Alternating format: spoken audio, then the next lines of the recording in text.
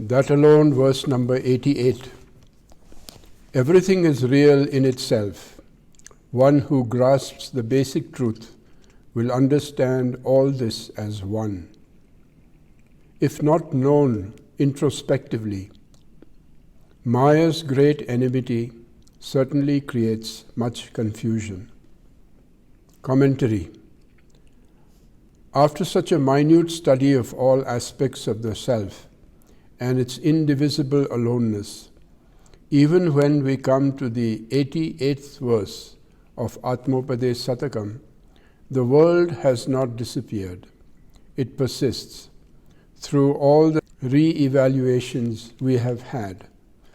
And we are the same people. We are engaged in the same kind of activities, and we still react to each other the same way. If the world persists, must it be real? Is it real or not?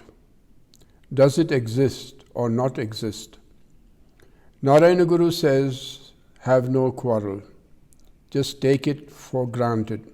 The world exists. Not only this world, whatever there is, it's all okay. Sakalavam ulladu. Everything is real. Next, the Guru introduces a special word, Tattva Chinta Grahan. Usually translated as philosopher, the word means something like a lover of truth. A Grahan is one who grasps and understands a secret, a reality of what? Tat and Tvam, or that and thou. This is taken from the Upanishadic dictum Tattvamasi, that thou art. In the Upanishads, 4 great dictums or Mahavakyas are given.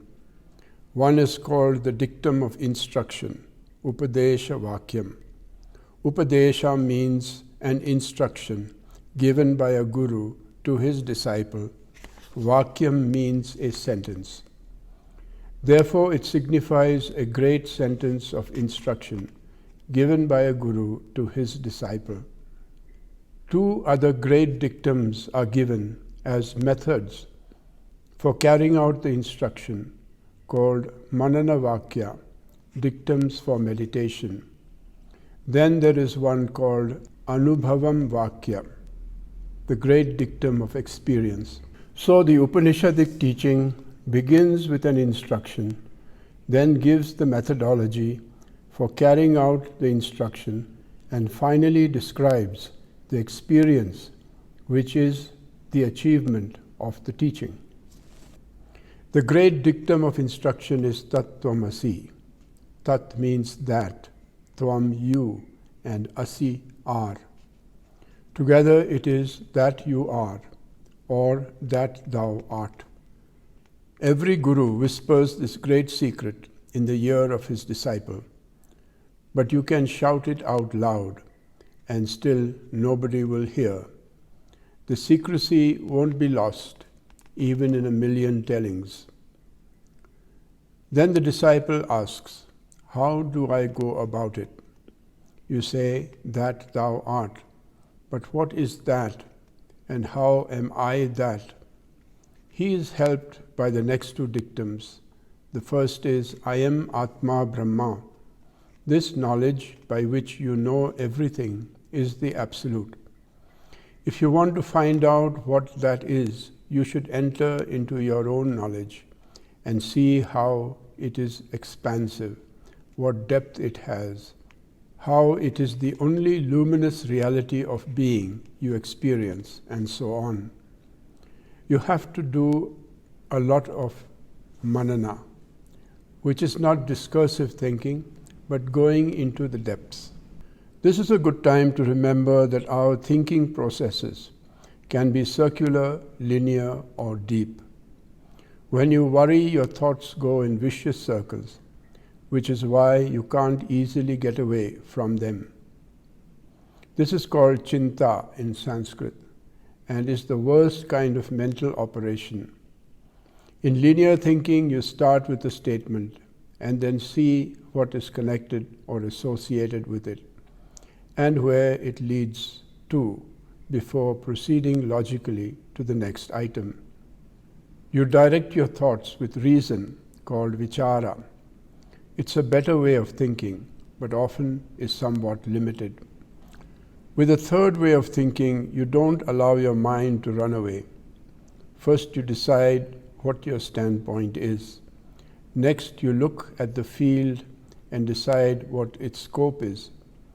You have to decide not to be carried away by anything you have previously heard, not allowing any kind of memories to come and distract you. You just repeat what you hear and penetrate into the heart of it so that you can have an intuitive grasp of its meaning. This is manana. The other of the manana vakyas is prajnanam brahma. This knowledge is that. What you want to find out, first of all, is what that is, what tat is. If this knowledge is that, what is that? Then you are told that all you experience here in this world, in so many forms, are modulations of consciousness, which are nothing other than the absolute Brahman. So you do only two things. Either you turn inward and look at the subject who is knowing everything, or you look at everything that is not the subject and see the world of objects, which is also consciousness. These two things can be put together. The seer and the seen put together are that, tat.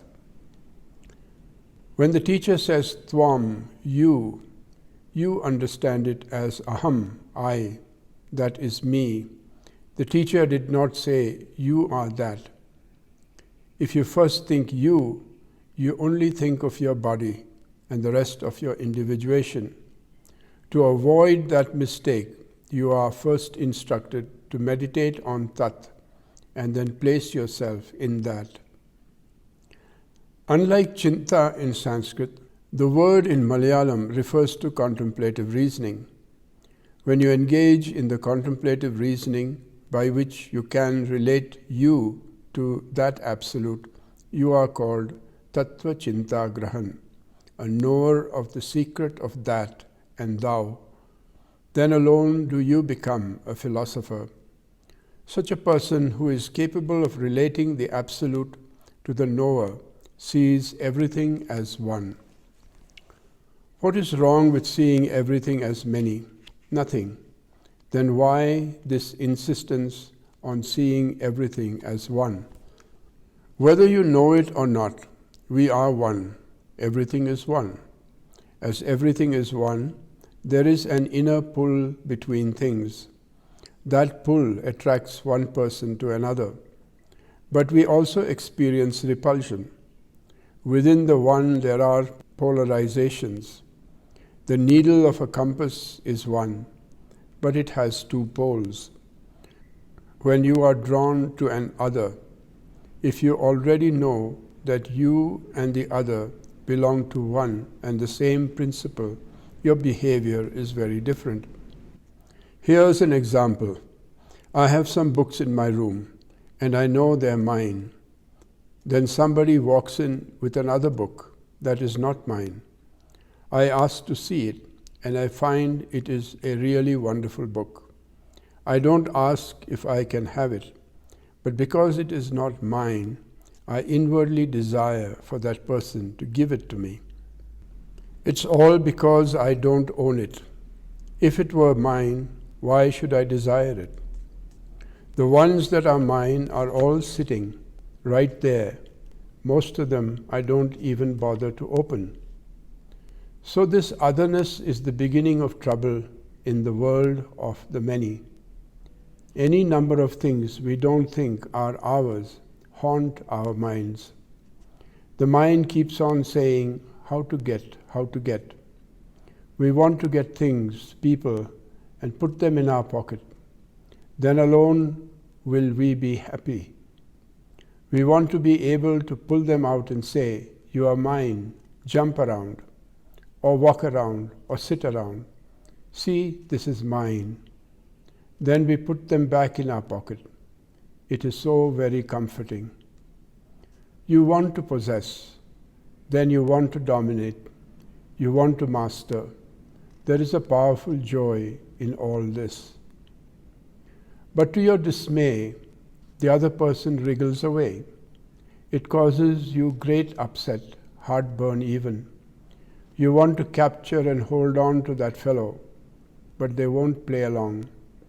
It is just like when some silly cat almost comes to you, and then suddenly it turns and runs away. It's so soft and cuddly, but it never allows you to quite catch it. We desire things only as long as we know they are not ours. Once something is in our possession, there is no more desire for it. Does anyone desire that their father should be their father? No. They take it for granted that he belongs to them. Why should they desire their father to be their father? So we don't have any trouble with our parents, since we know so well they are ours and we are theirs. But when it comes time for the child to leave home, the parents become torn and upset. At least in India, it is terribly difficult to tear a son away from his mother or a daughter away from her father. So they simply never leave. What is wrong there? It is not desire, it is attachment. Desire is called moha, attachment is called raga. And they are the main tools of Maya. Maya makes differentiations of things so it can watch this great game going on of someone desiring someone else or someone suffering the pangs of attachment to someone else. When they are thwarted, up comes anger and hatred. It makes good theatre. When people go mad, they become angry with the very people they previously adored. Their adoration changes totally to bitterness, but most of the time they still behave well with strangers. When a person lies in bed for a long time, he gets bed sores, welts on the skin. Then the skin sloughs off and blood comes. The body becomes ulcerous. Like that, when people who are in love live very close together, short circuits come between their nerves. They also produce sores of a kind. When the other person comes near, the sores begin to creep all over. You get into a frenzy. You just want to get rid of that person. They may be just sitting there, but that's enough. Their very presence in the room is enough to make you miserable. You might have been sitting there all smiles, feeling pleasant, but as soon as you see them, your whole face changes. It's as if the world has crashed. The sky is falling. You can't even breathe until they leave the room again. Narayana Guru says, this is known as Maya's Vanpaka, Maya's great revenge. Brahman says, forget everything and just blend into me. But Maya says, do not forget anything. Remember everything. Go on remembering. In Tolstoy's story called Love, a wife got angry with her husband. She started listing all the terrible things he had done during the previous 10 years. The husband asked, what is the relevance of that now? Why do you bring up all those things which happened so long ago? Because they are true. You are like that. What could he do? She didn't remember one good thing he had done, but she hadn't forgotten any of the bad. Whenever it's inconvenient, we want to forget everything. And when it's a convenient tool, we rake up all the memories. Maya has another name, Prakriti, while Brahman or the Absolute has three principles, Sat Chit Ananda. In a circus, one man will perform a wonderful feat on the ground. Then a woman will do something spectacular on the trapeze. When their big show is over, a clown comes and imitates them, demonstrating how many blunders they could have made. His is also an artful act. Like that, when Brahman comes and says, Sat Chit Ananda, Prakriti comes and says, I also have three, Sattva, Rajas and Tamas. That is my show, my three-ring circus. First, Prakriti shows a little of Sattva. It glitters and shimmers, and you say, ah, that's good. You are attracted to it. Then Rajas comes along and says, isn't this bright? It's beautiful. Get into it. You don't have it now. You need to possess it. Now infatuation comes. Sattva is gone, so there is no longer any light. You came and got committed. But now you wonder where the brightness went. The beautiful angelic glow is gone. It was the glow that attracted you, but now you see only a stupid man or a stupid woman standing there. They are not enchanting anymore. But now tamas is increasing and the light is going away. After a while it becomes absolutely dark. But you are already committed. Hatred builds up from inside. You think, my God, how could I get into this? I have actually heard conversations between husbands and wives that go like this. You man, at the time I married you, even if some ass had come along, I would have married it. And he responds, sure, do you think I would have married you if I were not an ass? When one unit of sattva, rajas and tamas is worked out, that's the moment you look around for a way out. Then sattva comes again and calls you. What's that? You are snared again. Everything you already learned is once more forgotten. When sattva jumps to another person, you think, this is totally different. This time I won't be deceived. I am too clever to get caught again. Each time you feel it's different. Why? Because it is sattva that comes and attracts you, not rajas or tamas. Sattva is capable of mirroring something really bright, really true. So you are not mistaken when you say it's different. You are seeing a new value. Unfortunately, you cannot keep the sattva. It slips away. As you get interested, from below an energy builds up, rajas. It makes all your glands secrete, and your whole system starts to boil. When you are boiling, you fail to notice how sattva walks out. It escapes through the back door, and once again you find yourself caught in the same pattern. Many people come and tell me of how the patterns repeated in them. And it's not just in individuals. The pattern repeats throughout the whole world. It doesn't end until the body wears out. The play goes on, sattva, rajas and tamas. Sattva, rajas and tamas. What we were supposed to do was be in the camp of Sat Chit Ananda. To move from the one to the other is a subtle alteration, but you gain a whole world of freedom.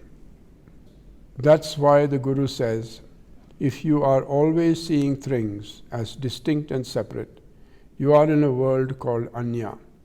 Sattva with its attraction, Rajas with its infatuation, Tamas with its binding and darkness. This pattern will repeat again and again. So why don't you turn to the other possibility, to Sama? Sama is seeing everything as one. Does this mean that everyone will blend into one common material? Not at all. You are only asked to see things differently. When you see things outside, you experience confusion, and this leads you to Maya's revenge. But just as you have eyes turned outward to see things and facts, you can cultivate an inward eye to see how one consciousness is transforming itself to become the knowledge of things and facts. In the fact world, things are bound to be distinct and different. But at the root, it is your own consciousness unfolding. It was you who decided that that person had an angelic glow about them, and it was you who decided later that they no longer glowed. The transformation has come in your consciousness and not to anyone or anything else. If you know it is the nature of modulations to be transient, you don't expect them to be permanent. Then you can accept all modulations. If you know what is exactly where and how exactly it is going to behave, then you can adjust your life to it and it doesn't worry you. Suppose somebody says, I know there is a snake in this house, but I don't know where it is right now. It's enough to kill all your joy. You have no idea of where it might be. You imagine it is under or behind everything, and the hours drag by in a kind of nightmare. But if you know you have a harmless snake in your garden, you feel it is your dear little friend out there. It doesn't trouble you at all. Or if it is a dangerous snake that always stays in a particular place, you can just avoid going there. Then also it is no trouble. Similarly, if you know that each time you mention a certain thing in your household, someone is going to get excited or angry, you can just avoid mentioning it. Here again, your prior knowledge keeps you out of danger. So you need to have an inside knowledge of the forms of transformation. This doesn't take you away from any external reality. Instead of seeing the external world as many disjunct, separate entities, you see it as organically related to the one common reality or beingness to which everything belongs. When you do, you can say you have become a Tattva Chinta Grahan, one who sees the root and all the manifestations as being the same as yourself. Now it is true that you are that. If you are that, you are the modulation, you are the substance, and you are the attribute. This gives a unitive understanding. This is not just a verse for philosophers. Anyone who wishes for peace, joy, and harmony in their daily life should know it. Nature gets angry with you if you violate any of her laws. I have a friend who fasted for 10 days. On the 11th day, he stuffed himself. Afterwards, he felt very ill. Nature had her revenge. If you go against her, she will ask you to pay for it in some other way. This is called Vanpaka, nature's great enmity. If you know the natural laws, though, you can work with them. Nature has a law of gravity. Whatever you throw up will come back down. But you can use another natural law to create pressure, and you can launch even a very large metallic thing, a rocket, out into space. So one law can be used to overcome the other, if you know what you're doing. But make one tiny mistake, and nature brings it down with a crash. Not that nature isn't cooperative. If you understand Maya, it will lead you to Brahman. If you don't understand, crash. It's a good game and a terrible game. If you enter the game, be sure you know all the rules. If you don't, it will beat you. There are so many laws and rules. How can you ever learn them? When Swetaketu in the Chandogya Upanishad returned from his graduation, his father asked him, "Did you learn that, knowing which, you know what is not known and understand what you have not understood?" His reply was, "Father, no. Boy, if you understand the iron in a pair of scissors, then you understand iron all over the world. You don't have to examine every piece of iron. You don't have to understand all the water in all the 7 seas to know what water is. Knowing a single drop is enough.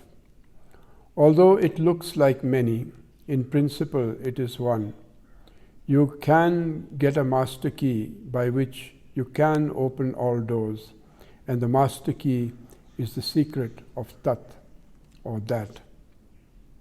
Ishwarachandra Vidyasagar came to see Ramakrishna.